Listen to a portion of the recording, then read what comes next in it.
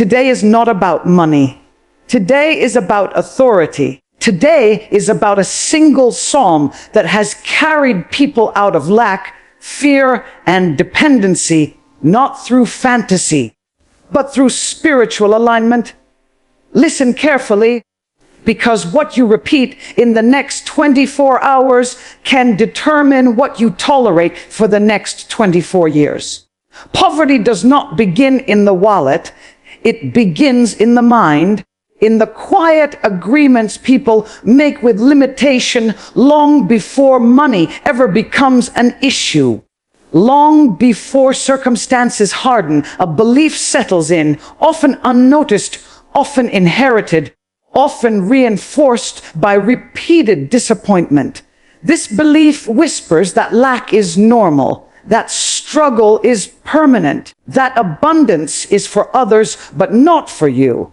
And once this mindset is accepted, it shapes decisions, expectations, language, and behavior.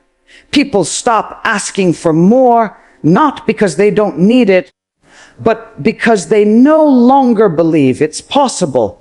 They shrink their dreams to match their fear. They confuse humility with helplessness. This is why poverty is first a spiritual and mental condition before it is ever a financial one. Money responds to belief systems, not wishes. Where the mind expects loss, it subconsciously creates patterns that confirm it. Where the mind expects scarcity, it becomes blind to opportunity. This is not punishment, it is programming. The human spirit moves in the direction of its strongest beliefs. If someone believes they are always one step away from disaster, they will live defensively, make fearful choices, and miss moments that require courage and trust. Over time, these patterns solidify into a lifestyle that looks like fate, but is actually alignment with an internal narrative. That is why simply increasing income without changing mindset rarely produces lasting freedom. The money comes and goes, but the belief remains untouched, pulling everything back to the familiar level of struggle. A poverty mindset is not always loud. Sometimes it is polite, responsible, and practical. It disguises itself as realism. It says, be grateful for what you have, but secretly means, don't expect more. It praises endurance while discouraging expansion. It honors survival while resisting growth. And because it feels sensible, people rarely challenge it. They defend it. They pass it down. They call it wisdom. But spiritual truth disrupts this comfort. When truth enters, it exposes the difference between caution and fear, humility and self-denial, faith and resignation.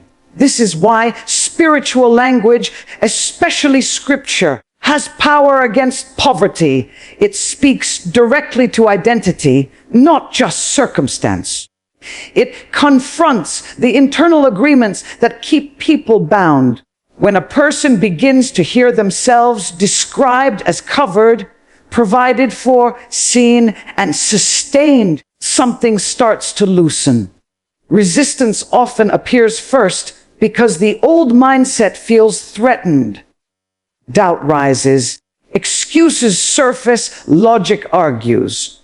But that resistance is proof that a deeper layer is being touched. Poverty depends on repetition to survive, repeated fear, repeated limitation, repeated stories of, this is just how life is. When those repetitions are interrupted by consistent truth, the structure weakens. The spirit aligns with a higher expectation. Language changes. Self-respect returns. Choices become more intentional. People stop accepting conditions that drain them because they no longer see suffering as their assignment. This internal shift is not instant wealth, but it is the foundation of provision. Without it, abundance cannot stay. With it, even small resources are multiplied through wisdom, clarity, and confidence. When the spirit is no longer bowed by lack, the mind becomes alert, creative, and disciplined. And that is when change accelerates. Poverty loses its strongest weapon the moment a person stops agreeing with it. Because once belief changes, behavior follows. And once behavior follows, outcomes cannot remain the same. There is a reason sacred words have endured for centuries while trends, systems, and economies collapse and rebuild again and again. A psalm is not merely text on a page. It is a frequency of truth designed to realign the inner world before the outer world can respond. When spoken with intention, it reaches places logic cannot reach. Poverty survives where identity is fractured, where people forget who they are and what they are connected to. One psalm, when received correctly, does not just comfort the mind, it restores position. It reminds the speaker that they are not operating alone, unsupported, or by chance. This reminder is not emotional, it is structural. The human spirit requires order to function properly. When identity is unclear, effort becomes exhausting and results remain inconsistent. But when identity is restored, effort gains direction and results gain momentum. This is why a single psalm repeated with focus can reset belief, identity, and expectation in a way that endless advice cannot. It speaks authority into confusion. It establishes belonging where isolation once lived.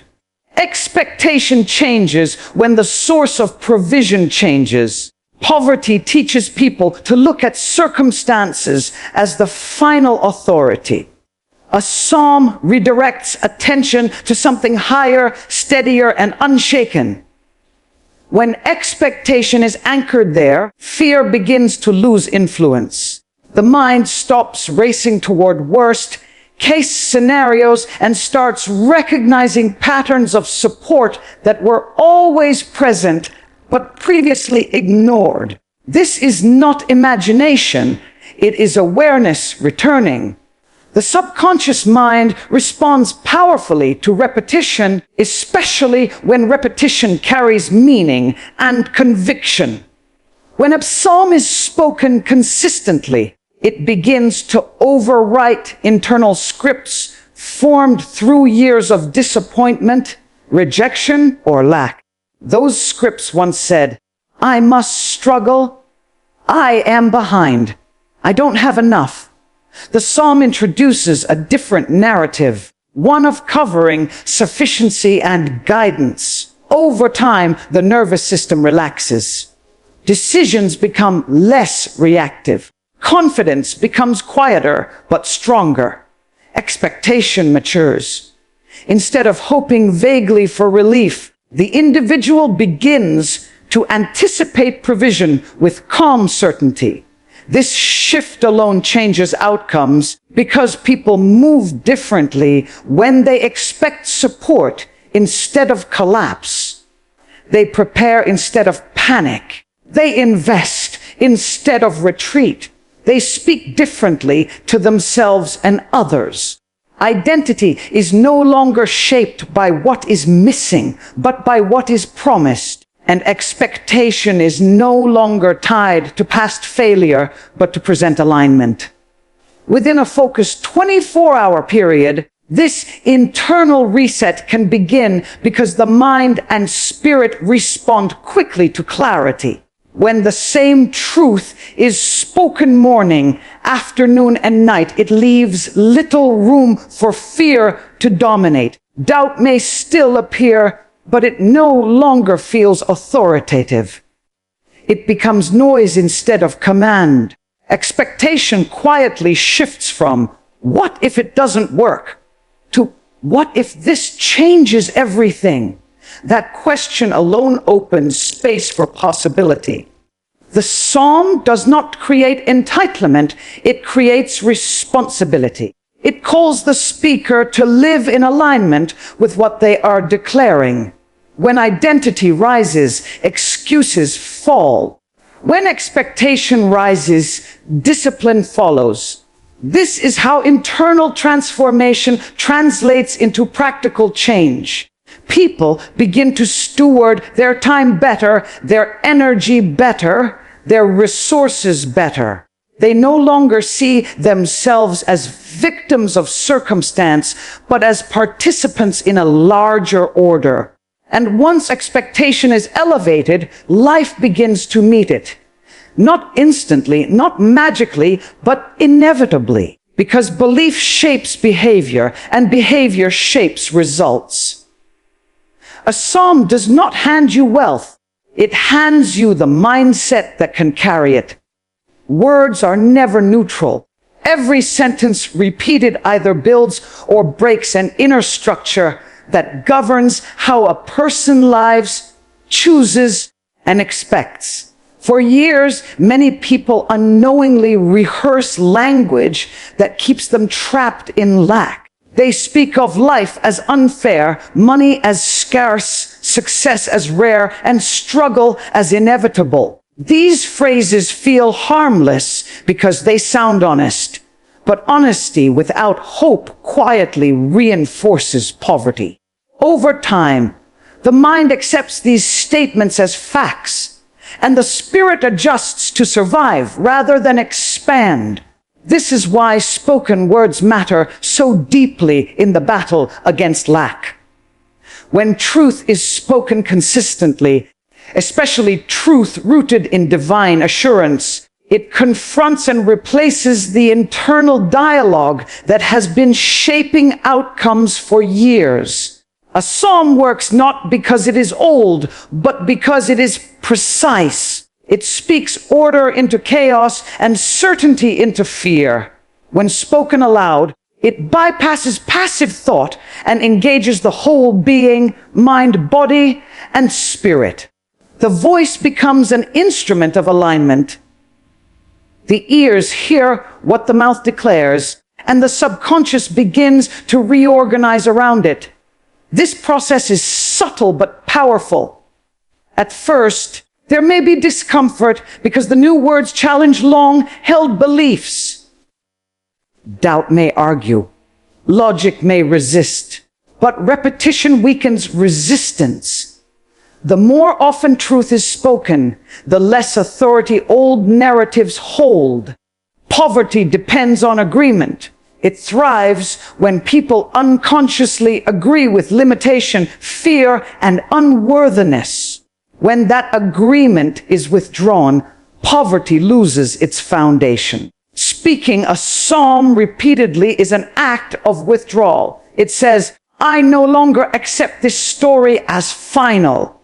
Within a focused period, such as 24 hours, this shift can begin because the human mind is highly responsive to concentrated input. When the same message is reinforced multiple times in a short span, it accelerates internal change. As the inner dialogue shifts, emotional responses begin to follow.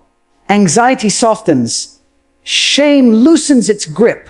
Confidence begins to return not as arrogance, but as steadiness. This emotional shift affects behavior in very practical ways. People become more attentive, more disciplined, more willing to act. They stop sabotaging opportunities out of fear of loss. They stop underselling their worth. They stop making decisions solely to avoid discomfort. This is how spoken truth translates into real-world impact. The psalm also restores a sense of dignity that poverty erodes.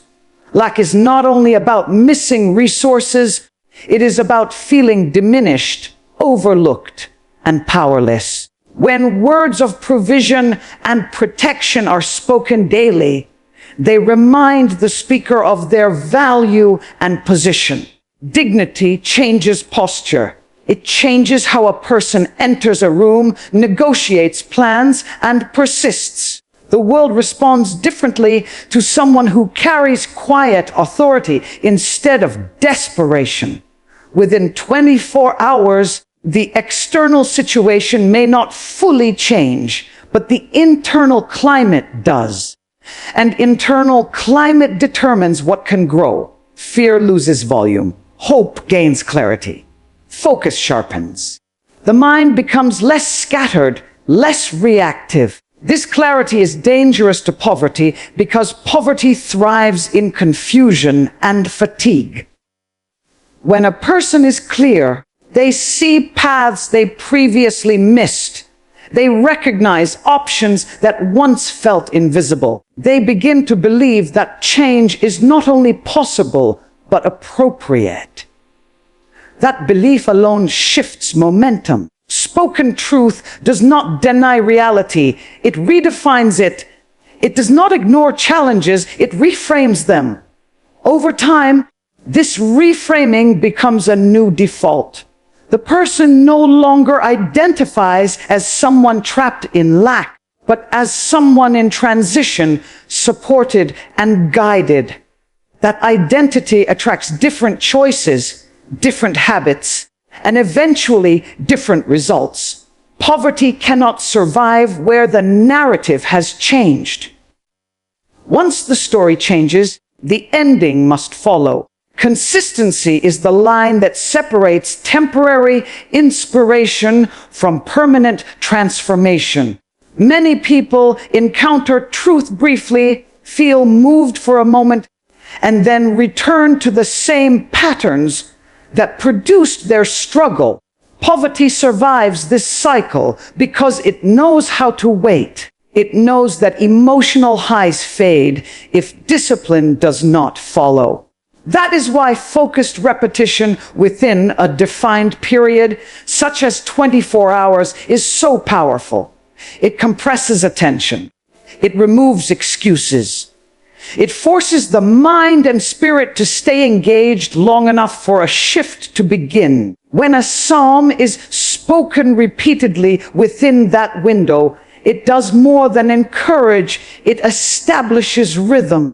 Rhythm creates stability, and stability is the opposite of chaos. Poverty flourishes in chaotic thinking, where fear jumps ahead of reason and imagination rehearses disaster. A disciplined spiritual rhythm interrupts that chaos. It brings the mind back to center again and again. Each repetition becomes an anchor, pulling attention away from panic and back to assurance. Over time, this anchoring effect accumulates. The mind becomes less reactive. The emotional spikes soften. The nervous system settles. From this calmer state, better decisions naturally emerge. This is not coincidence. It is cause and effect. When people are no longer driven by urgency and fear, they can evaluate options clearly. They stop choosing what is familiar and start choosing what is aligned. The psalm also introduces accountability. Speaking words of provision and guidance repeatedly makes a person aware of the gap between what they declare and how they live. That awareness is not condemnation, it is invitation.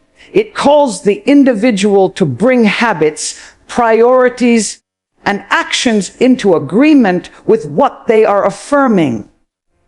This is where real change takes root. Poverty is not only about what is lacking externally, it is about misalignment internally. Time is misused. Energy is scattered. Focus is divided. When alignment begins, waste decreases. People become more intentional with their hours, their skills, and their relationships. They stop investing in environments that drain them. They recognize patterns that keep them small. This discernment is a form of provision in itself.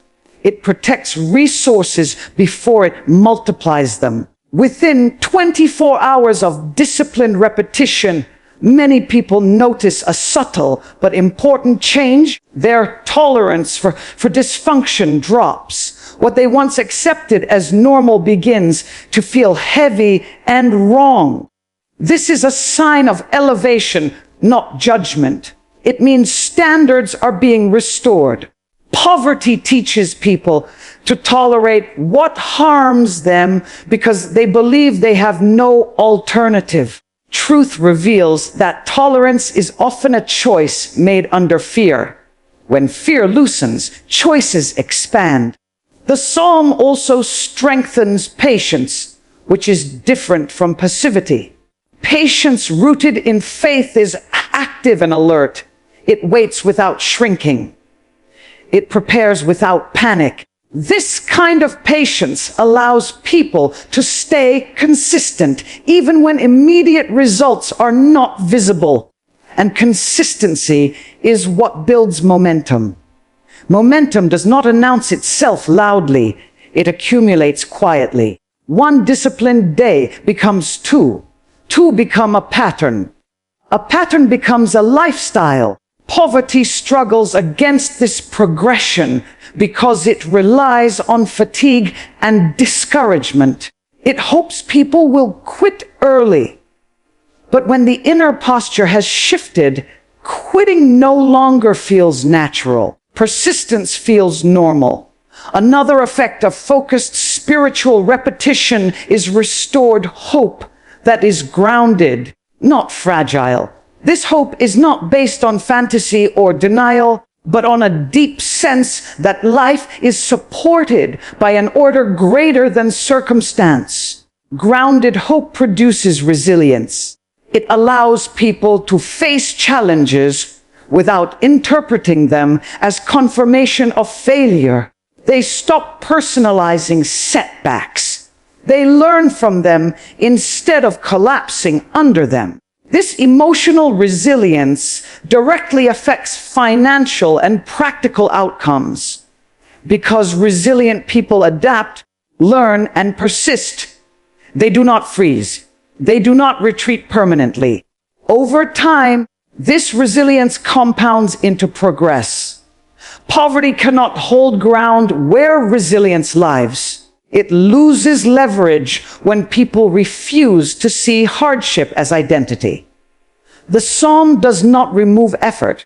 It gives effort meaning. It reminds the speaker that their work, their discipline, and their persistence are not wasted or unseen. That assurance fuels endurance. And endurance, applied consistently, always produces change. What begins internally within 24 hours continues outward over time. The shift may be quiet, but it is decisive. Once alignment begins, reversal becomes difficult. Poverty may resist, but it cannot prevail against sustained clarity, discipline, and belief.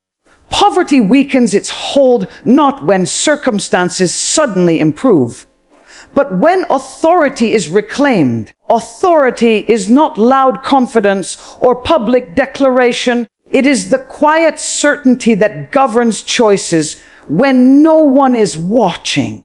Most people struggling with lack have unknowingly surrendered authority over their inner world.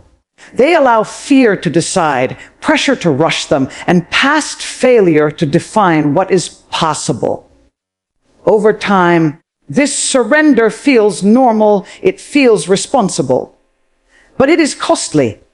When authority is absent internally, external systems begin to dominate. Bills dictate mood.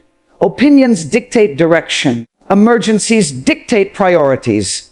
Life becomes reactive instead of intentional. A psalm, when spoken consistently, challenges this surrender at its root. It does not flatter weakness, it restores order. It reminds the speaker that their life is not meant to be governed by panic or survival alone. This reminder is not abstract. It has practical consequences. When inner authority is restored, people begin to pause before reacting. They stop agreeing immediately with fear-based thoughts. They question assumptions they once accepted automatically. This pause is powerful. It creates space between stimulus and response. And in that space, better decisions are made. Poverty thrives on rushed decisions made under pressure. Authority slows the process just enough for wisdom to intervene. Another shift that occurs is a change in self-talk. Without realizing it, many people narrate their lives in a way that reinforces limitation. They label themselves unlucky, behind, or incapable. These labels shape identity, and identity shapes behavior. Speaking a psalm repeatedly introduces a different vocabulary, one that emphasizes guidance, provision, and protection. Over time, this vocabulary replaces the old internal commentary. The voice inside becomes steadier, less critical, more purposeful. This does not eliminate challenges, but it changes how challenges are interpreted. Instead of seeing obstacles as proof of inadequacy, they are seen as problems to be solved. This shift alone builds momentum. Problem solvers move forward. Victims remain stuck within a concentrated period, such as 24 hours. This internal language shift can begin because the mind adapts quickly to consistent input. What is repeated gains authority. As authority shifts, behavior follows. People begin to organize their lives differently. They manage money with more intention, even if the amount is small. They value their time more carefully. They become selective about commitments and relationships. Poverty is not only about lacking resources, it is about leaking them. When authority is restored, leaks are identified and closed. Energy is conserved. Focus improves. This conservation creates stability, and stability allows growth. The psalm also reframes effort. Many people associate effort with exhaustion because they have worked hard without seeing lasting results. This creates resentment and discouragement. Spiritual alignment restores meaning to effort. It reminds the individual that effort guided by clarity is different from effort driven by fear. One builds, the other drains. When effort is aligned, it feels purposeful even when it is demanding. This changes endurance. People stop quitting prematurely. They stop starting over repeatedly. They stay with processes long enough to see return. Over time, this consistency produces tangible improvement. Another important effect is the restoration of expectation without entitlement. Entitlement demands results without responsibility. Expectation rooted in faith demands responsibility without panic. It motivates preparation, learning, and persistence. People begin to expect opportunities and therefore prepare for them. They learn skills. They seek knowledge. They position themselves differently. Poverty loses ground when people prepare for growth instead of bracing for loss. This preparation often begins quietly, unnoticed by others, but it compounds over time. The psalm also strengthens boundaries. Poverty often survives through overextension, giving too much, accepting too little, staying too long in draining situations. As inner authority grows, boundaries feel less selfish and more necessary. People say no without guilt. They protect their focus. They invest in environments that support growth. These boundaries are not walls, they are filters. They ensure that energy and resources are directed where they can multiply. Over time, this selective investment changes outcomes. The final shift is subtle, but decisive. Hope becomes discipline. It is no longer a wish or a temporary emotion. It becomes a posture. Disciplined hope does not fluctuate wildly with circumstances. It remains steady, grounded, and active. This kind of hope is dangerous to poverty because it refuses despair without denying reality. It keeps moving forward. Once this posture is established, poverty's influence weakens steadily. It may still challenge, but it no longer controls. Authority has returned, and with it, the capacity to build, sustain, and grow. This message comes down to one undeniable truth: poverty does not end when money appears. It ends when agreement with lack is broken. The psalm is not a shortcut or a superstition. It is a tool of alignment. Within 24 hours, what begins to change is not the world around you, but the authority within you. Your thinking sharpens, your language matures, your tolerance for limitation weakens, and your discipline strengthens. Fear loses its voice because clarity takes its place. You stop waiting for rescue and start standing in responsibility, guided rather than rushed. From that moment forward, poverty no longer feels permanent or powerful. It feels exposed. And once it is exposed, it cannot rule. If you remain consistent, if you continue to speak, act, and decide from this restored position, provision will follow in its proper time. Not because life becomes easy, but because you are no longer living beneath your design. The psalm does not change your worth. It reminds you of it. And when belief, discipline, and action finally align, poverty has no place left to stand.